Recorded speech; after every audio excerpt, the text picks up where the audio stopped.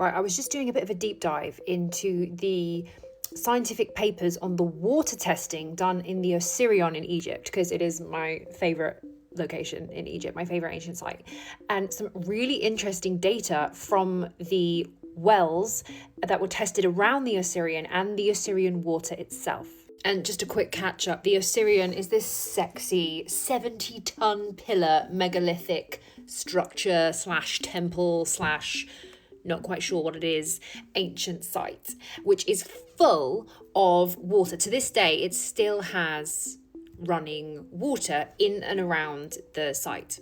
Like this, that's the water. Now, this looks deceptively like it's just a little pond. Do not be deceived. This channel here is 15 meters deep. That's 5-story building deep, full of water. And it's connected to an ancient aquifer that is 900 meters deep in the earth. But previously I thought it was only one water source that filled the Osirion. It's not, it's actually 3. According to this 2022 paper where they tested all the surrounding waters, they've worked out that 3 water sources are filling this water. Whether or not that was originally 3, and originally it was just the aquifer, and now it's got 2 more. But anyway, it's also the old Nile, a bit of old Nile water from nearly 7 miles away, and a bit of new Nile water post when they built the big 1970 something dam in Egypt. It changed all the water systems and the groundwater table, and so now there's a bit of new Nile water and old Nile water, and then this ancient aquifer. So 3 bits of water. Anyway, on to the chemical analysis. So these are the 6 wells that they tested surrounding the Osirion and the Osirion itself.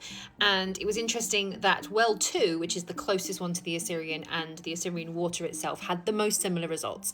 But there were some massive disparities between the well that's surrounding the Osirion and the water that's actually in there, leading people to wonder whether or not there is a filtration system happening inside and underground inside and under the ground of the Osirion to filter the water, because it is so much cleaner and purified in the Osirion than in the wells surrounding it. Even though it looks like green and pretty mucky and gross, it's actually the cleanest water of the surrounding area.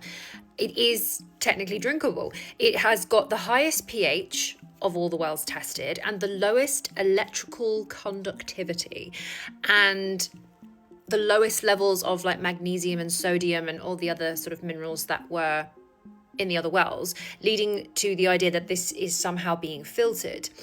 And what else was interesting? Oh yes, it also had the least amount of fecal bacteria, which means that the wells in the surrounding area have more poo in it. So if you need a beverage at the Osirion and you're desperate, don't drink from the wells. drink from the Osirion, it's your best bet. You can see here the pH level. This is the 2 separate testings from the Osirion on different dates.